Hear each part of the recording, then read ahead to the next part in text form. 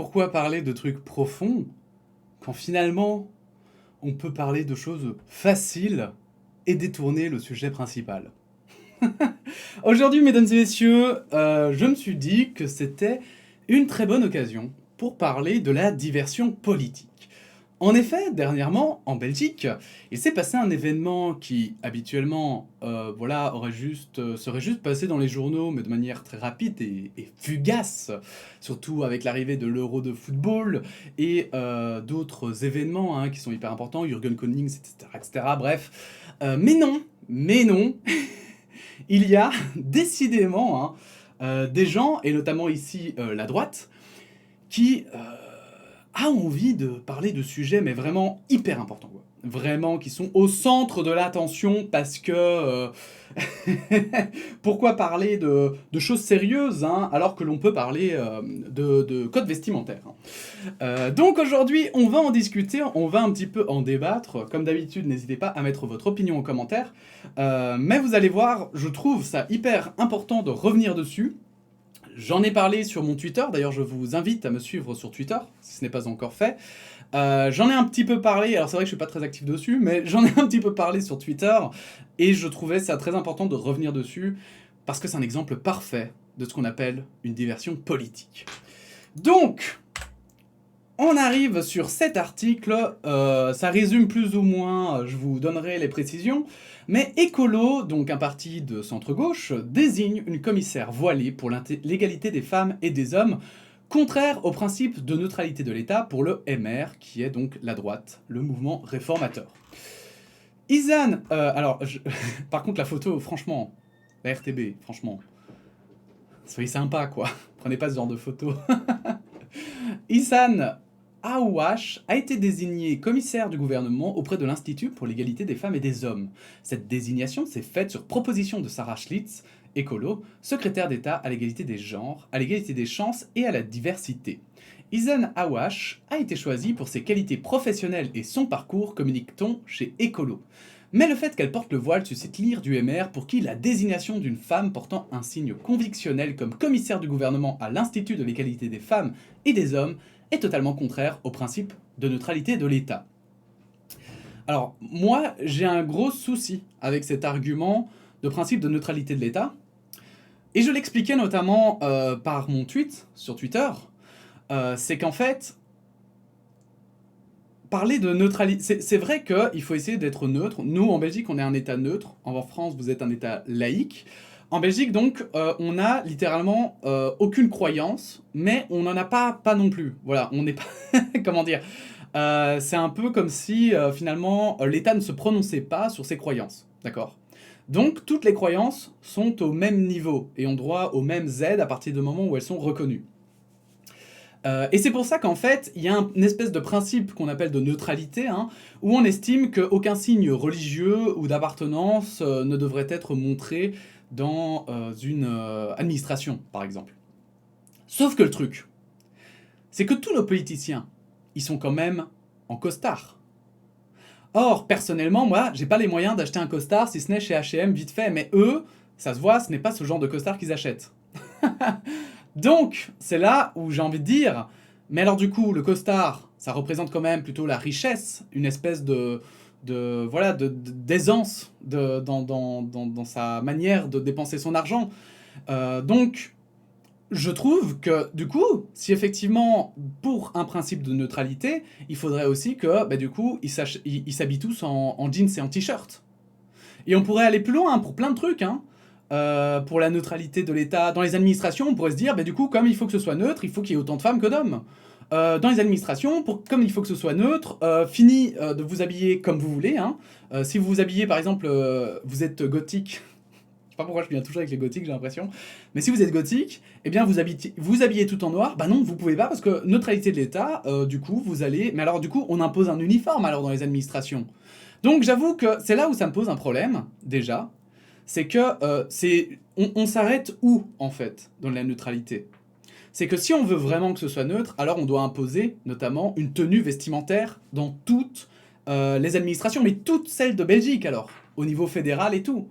et pas juste comme ça, regarder juste une personne et dire «Ah ben celle-là, elle doit s'habiller comme ça n'a aucun sens. Là, ça a l'air vraiment d'être en fonction de ses propres envies. Mais bref, vous allez voir, parce que ce n'est pas tout. Donc Ecolo assume son choix. Izan Awash est diplômée de la Solvay Business School. Donc Solvay, une grande école en Belgique d'économie. Elle a commencé sa carrière dans le secteur énergétique et notamment administratif du Bruegel, l'autorité de régulation pour les marchés de l'électricité, du gaz et de l'eau à Bruxelles.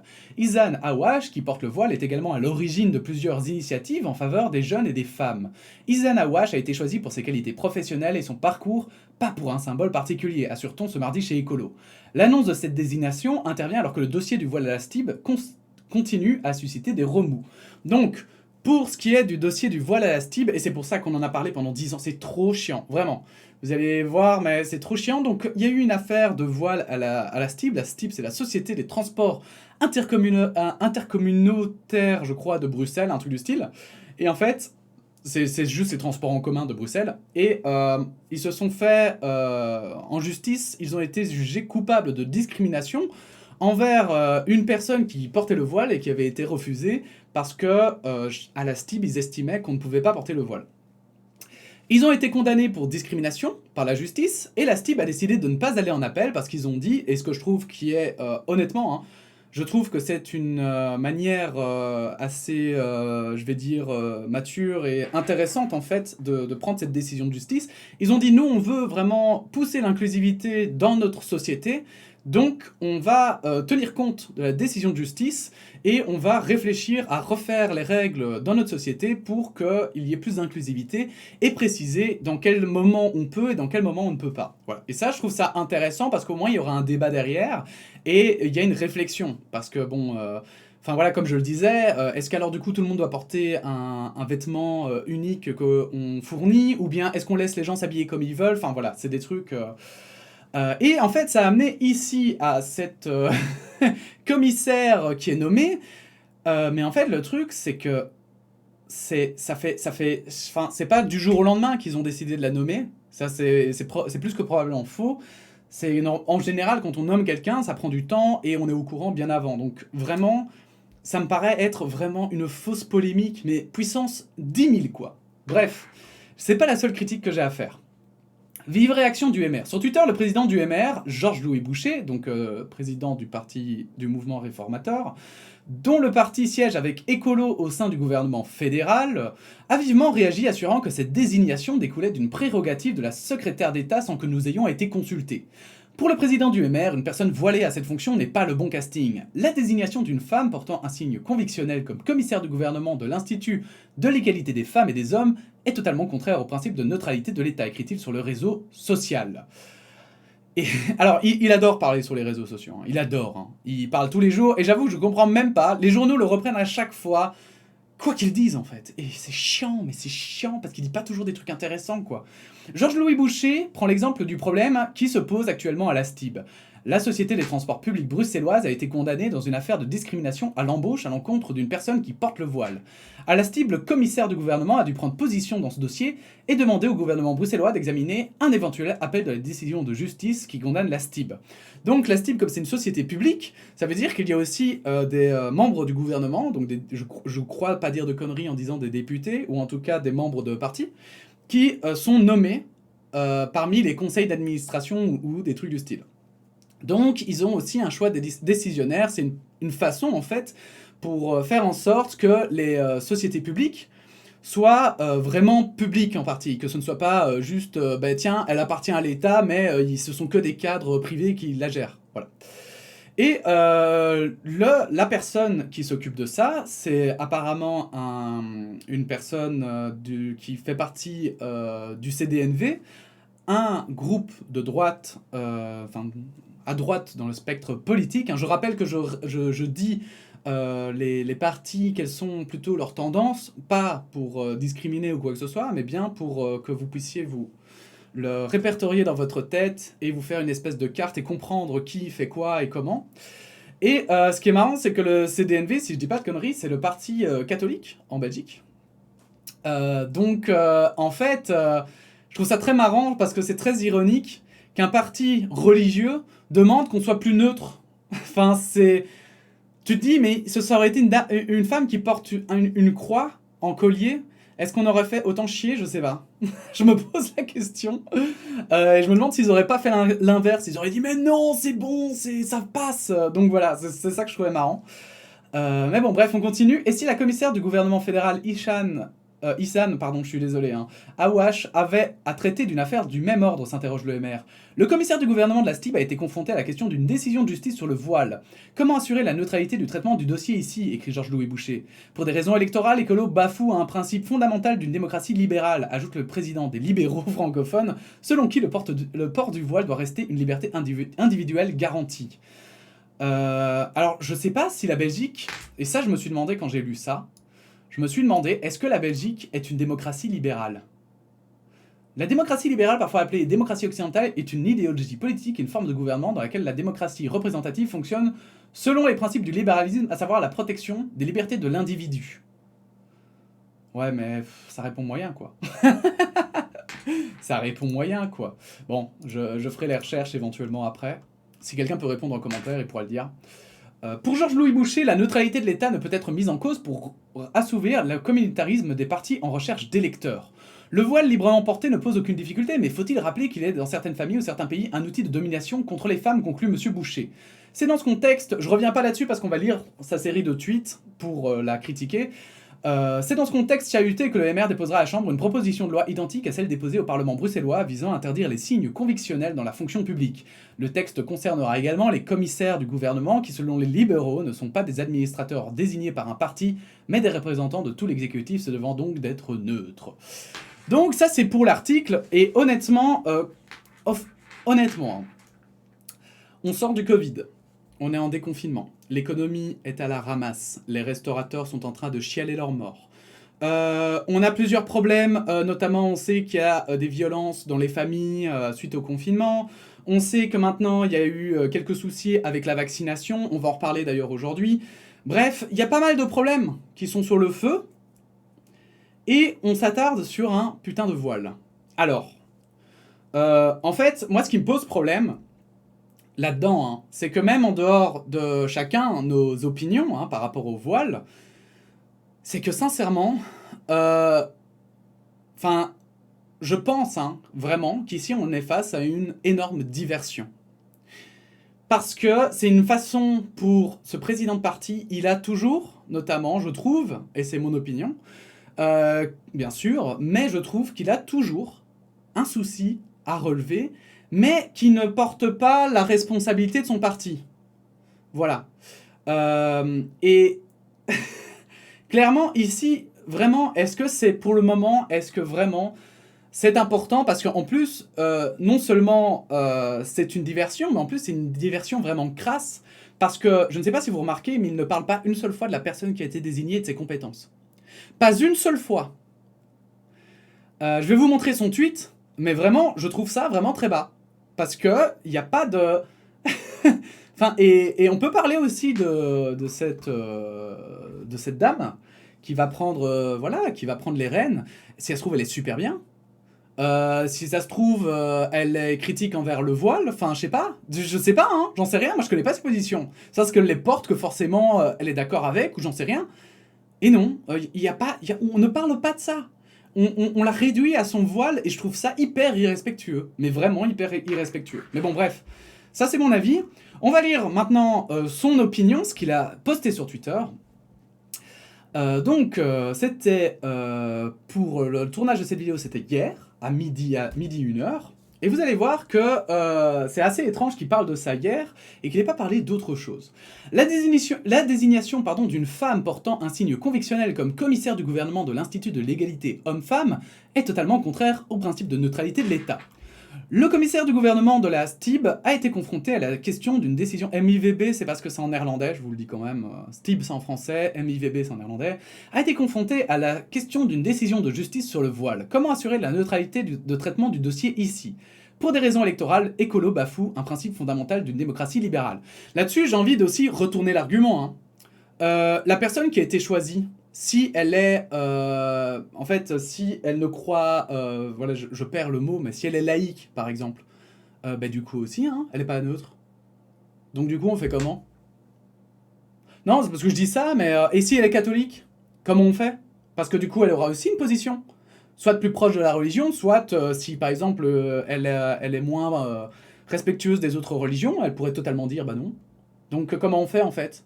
On doit faire abstraction comme ça, on doit regarder toutes les personnes, faire une étude sur les 50 ans qui les ont précédés, et enfin, je sais pas en fait. Même vous, monsieur Boucher, je vais quand même le dire, mais vous aussi, en fait, vous pourriez pas faire ce poste. Vous ne croyez pas en Dieu, à ce que je comprends, ou en tout cas pas, vous n'êtes pas musulman, donc du coup, comment vous pouvez juger de ça, de cette affaire? Vous aussi, vous avez un parti pris. Donc comment on fait on fait abstraction de toutes les opinions? Parce que là, vous parlez d'objectivité, mais c'est très compliqué d'être full objectif, en fait. Ça n'existe pas, l'objectivité. Le port du Val doit rester une liberté individuelle garantie, mais la neutralité de l'État ne peut être mise en cause pour assouvir le communautarisme de partis en recherche d'électeurs. Et effectivement, monsieur Boucher, vous savez de quoi vous parlez. Enfin, le voile librement porté ne pose aucune difficulté, mais faut-il rappeler qu'il est dans certaines familles ou certains pays un outil de domination contre les femmes. Et c'est pour ça que j'ai pris l'exemple du costard, parce que le costard, quand on y pense, hein, le costume, c'est aussi un outil de domination dans certains pays. Dans certains pays, les femmes ne peuvent pas porter de costume. Donc est-ce qu'on doit interdire les costumes parmi les politiciens, en fait? Mais c'est qu'un exemple parmi tant d'autres. Hein. Le jeans, il est interdit hein, dans certaines contrées. Le short aussi. Donc comment on fait, en fait? Comment on fait le tri du pour et du contre? Parce que, en plus, ce qui est marrant, c'est que, il me semble, hein, que monsieur Boucher, parfois, souligne l'absurdité, les excès du féminisme, mais lui-même, là, on dirait que tout à coup, il part à fond dedans. Mais vous allez voir encore, déjà, d'une, je précise quand même, je prends cette personne, mais voilà, c'est pas parce qu'elle est présidente de parti que forcément elle représente tout son parti, déjà. Je suis sûr qu'il y a des gens au MR qui ne sont pas d'accord avec ses propos. Et ensuite, voilà, je critique son avis, mais enfin, je veux dire, il y en a d'autres qui ont dit la même chose. Hein. Donc voilà, je le critique lui, et je lui parle à lui, parce que lui parle beaucoup, il aime beaucoup parler, donc tant qu'à échanger, autant en profiter. Comment une femme ayant quitté un régime islamiste doit-elle réagir face au fait que l'État belge ne soit pas représenté de manière neutre dans un tel organe? Dans certaines fonctions, il faut choisir, être arbitre ou joueur. Et là, je trouve que ça, mais alors ça, mais... je pense qu'une femme qui quitte un régime islamiste, hein, elle a parfois... je crois que... Enfin, c'est pas... le voile n'est pas forcément pour elle un signe de soumission, en fait. Pas forcément. C'est un peu faire des raccourcis, ça. Hein. Je veux dire. Enfin, pareil, je sais pas si vous avez vu, mais y a, dans les régimes, maintenant, encore une fois, le costard aussi est souvent mis par les personnes qui sont dans des régimes autoritaires. Mais il me semble que même Kim Jong-il, pardon. On va regarder, hein. Mais il me semble que même Kim Jong-il, il est en costume, quoi. Alors là, il est en costume... alors c'est peut-être Kim Jong... Oui, c'est Kim Jong-un, c'est ça. Voilà, regardez, il est en costume. Donc imaginez, quelqu'un de Corée du Nord qui arriverait ici. Regardez. Ah putain, il voit un costume. Oh, OMG. Mais ce gouvernement, il est pas démocratique. Enfin, ça n'a aucun sens de dire ça. Je suis désolé, ça n'a aucun putain de sens. Vraiment. Genre... Donc, à partir de là... je pense que j'ai du coup, en fait, pourquoi ça me choque et pourquoi aujourd'hui je parle de diversion, c'est parce qu'en fait, hier... Ce n'est pas la seule nouvelle qui est sortie. Parce que ça, cet article-là, on en parle littéralement depuis 3-4 jours. Quelque chose comme ça. Parce qu'il y a eu la STIB et puis après, il y a eu cette commissaire désignée. Mais en fait, hier, il s'est passé quelque chose qui, pour moi, me semble très grave. Et on en avait parlé notamment de quels articles sont traités et comment dans une autre vidéo, je ne sais plus laquelle. Mais qu'importe, vous allez voir pourquoi je vais en parler, je crois que vous allez comprendre. Gans, 5 adolescents interpellés pour le viol d'une fille de 14 ans qui s'est suicidée.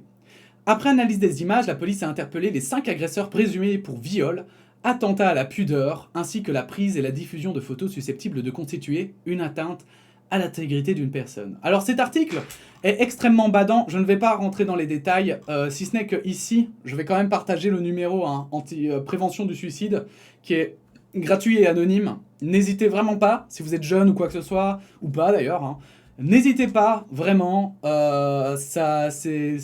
y a des moments hyper durs dans la vie, des moments horribles, monstrueux, mais vous n'êtes pas seul, donc voilà, je voulais quand même faire vite fait passer ça. 0832 123 en Belgique, en France je ne sais pas. Mais en Belgique, voilà, c'est gratuit et anonyme. N'hésitez vraiment pas. Du coup, je vais le laisser. On va pas rentrer dans les détails glauques, etc. Mais en tout cas, ce qu'il faut juste retenir, c'est qu'une fille de 14 ans s'est faite violer. Et 3-4 jours après, elle s'est suicidée. Voilà, c'est terrible. C'est terrible. Ça doit être condamné, je trouve, avec la plus grande fermeté. Ça a fait du bruit, hein. Voilà, je dis pas le contraire, ça fait du bruit. Il y a encore eu un article aujourd'hui, et voilà, ça fait du bruit. Mais ce qui me choque, c'est qu'en fait, c'est donc arrivé hier. L'article a été publié. Alors celui-là, il était un peu plus tard. Hein. Il y a eu 2 articles. Voilà, celui-là, il est sorti à 19h. Il y a eu un autre article qui est sorti plus tôt dans la journée. Et en fait, j'ai regardé donc chez ce politicien, donc président du MR, j'ai regardé un petit peu son Twitter. Et en fait, il n'en parle pas une seule fois. Par contre, vous voyez, il est très actif. Hein. Il est très très actif sur son Twitter. Mais il ne parle pas une seule fois de cette histoire qui est arrivée et qui est juste monstrueuse.